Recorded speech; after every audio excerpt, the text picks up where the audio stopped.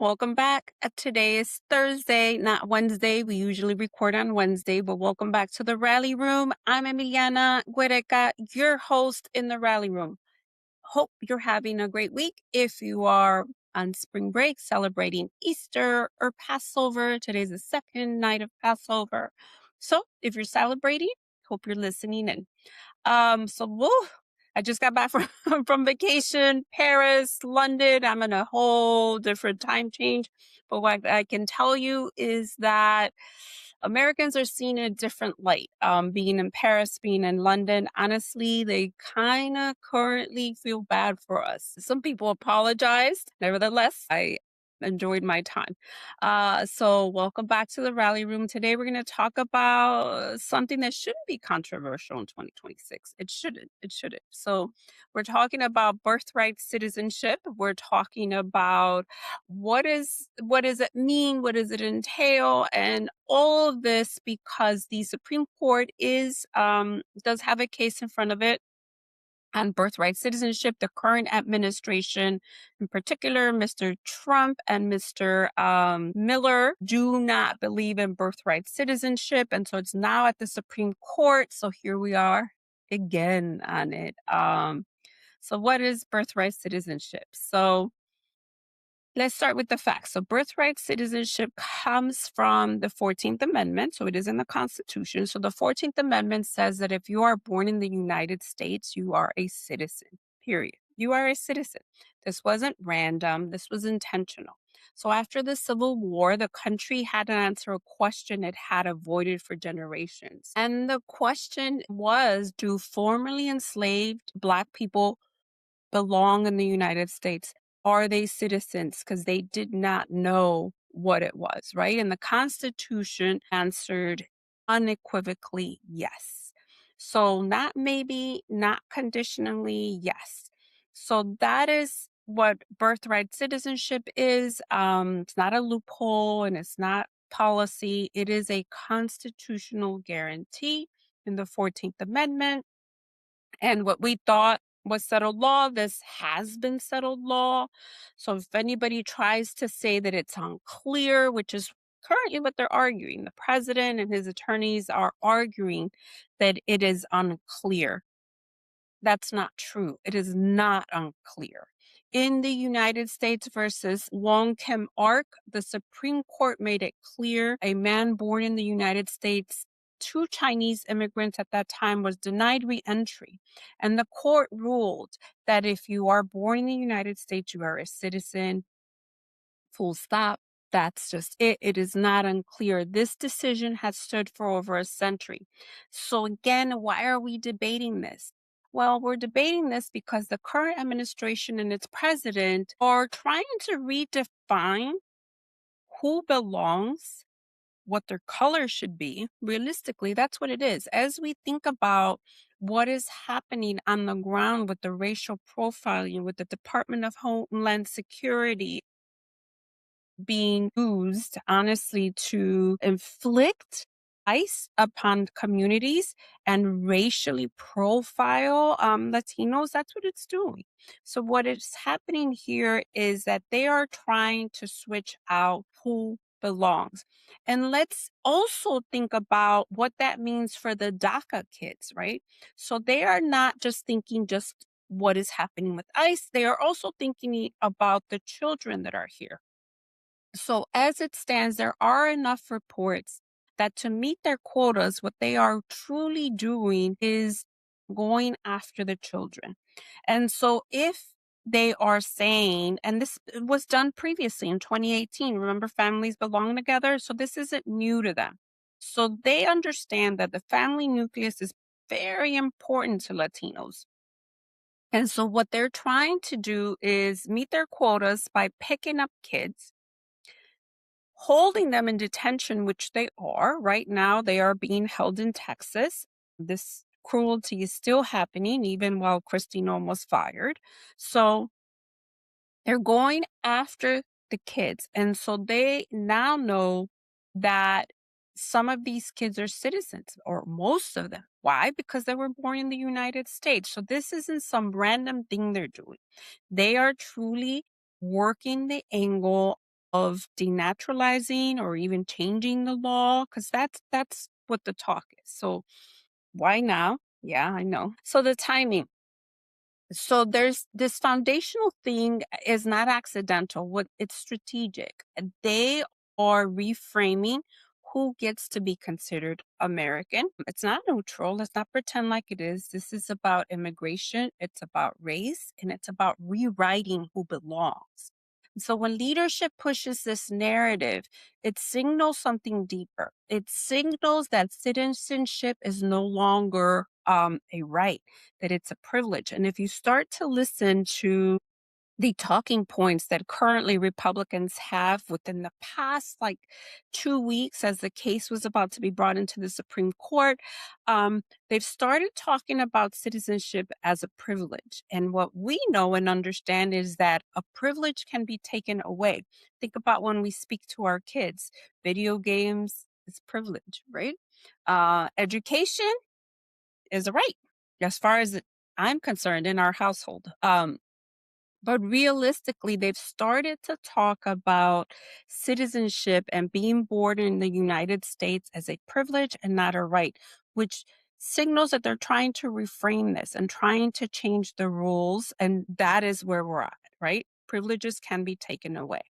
So the Supreme Court, yesterday, the president, let's talk about what we're seeing in real time. So yesterday, Wednesday, a sitting president, President Trump, showed up at the Supreme Court during its argument while the issue is being considered. Some would say that this is malfeasance. I would say that. This is intimidation. I would definitely say this is intimidation. But it's also trying to assert power and dominance over the conservative Supreme Court judges that he himself has appointed, right? So this is a president that wants everyone to fall in line. What we know is that this is not normal. It isn't civic engagement. This is influence. This is pressure. And the message is loud and clear of what outcome he expects from this Supreme Court. And at that point, the Supreme Court is tainted. The Supreme Court is supposed to be independent. Why is the president showing up for arguments? So it's stuff like this that we understand that it blurs the line. We all see it. We all see it. He's trying to be a king, hence the No King's March, the third one. If you marched, keep going. We're going to continue to march. We've got to continue to do more than march. We're going to rally and advocate, but also, yeah, vote them out. This is going to be part of it. As we're thinking about the president showing up for the arguments for the Supreme Court, apparently he was there 75 minutes. No cameras are allowed, so we just saw some of the drawings and sketches.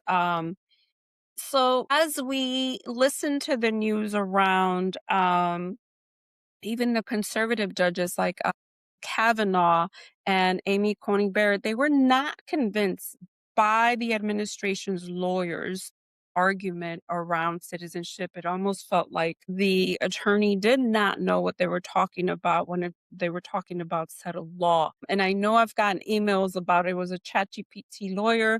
I haven't had time to look at the entire thing. So I do think that there needs to be some accountability around this. I suggest we write to our senators, since when does the president show up to the Supreme Court? Unfortunately, at this point, this president thinks that the law and protocol does not pertain to him. So I do think that we should be mounting more pressure around accountability, around powerful people. And I know, and plenty of people have emailed me around this being a distraction, from the Epstein files. He's been named thousands of times, and now we're in the middle of a war. We're 3 weeks into an Iran war with no end in sight, although he did put together a press conference yesterday. Yesterday was a busy day for him between going to the Supreme Court and then doing a press conference that went nowhere. It was 19 minutes of dribble. It was basically telling the American people that we just have to grin and bear it because he does not know where this war is going and just starts blaming everybody else. And realistically, it's him and his cronies that we have to blame for the Iran war. Gas prices are up, groceries are up. We all know and are feeling the pinch of the cost of living. So this isn't something that's made up. Gas is over $7 a gallon in Los Angeles, and in certain parts of the country at $4, it's a lot. And so I do think that maybe there is truth to this being a distraction around the investigation. As of today, it's Thursday. This episode won't be released till Friday, but as of today, Pam Bondi was fired. Yes, Pam Bondi was fired. And so this brings us back to we've talked about this. We've talked about how this administration doesn't hold itself accountable, but it tends to hold women accountable at a harsher level. Let's think about it. Pam Bondi was awful, but so's Cash Patel. He's still there. Christy Nome, sure, was awful, terrible, and cruel, but no worse than Pete Hegseth, right? So it's the women that continuously get fired and are used as props for this administration. By the way, this was also done by Hitler. Yeah. So we're starting to see the connections here. So we think Tulsi Gabbard is next, and then we'll see. But we are seeing the women be fired in the administration as we knew it would happen. So let's talk about this is something bigger, and I think it's more divisive and it's going to need more of a conversation. So right now, the questions continue around the Epstein files. Apparently, Pam Bondi was fired because she released some type of information to Eric Swalwell, who, as we know, is running for governor in California. So this is what's happening behind the scenes. Um, the writing was on the wall, and I think the writing is on the wall for all women working within the administration. We're not saying they weren't as cruel or as evil as the men, but we know that it's the women that will be by this administration in a tougher way. The way Christy Nome found out is she was in the middle of a press conference and then found out she was fired. Pam Bondi apparently, as he spoke about her being fired, he said she's going to find something in the private sector. Basically, she's fired and probably will never be hired by anybody else. So that's what we're talking about. So when people talk about axis of evil, that's it right there. All right.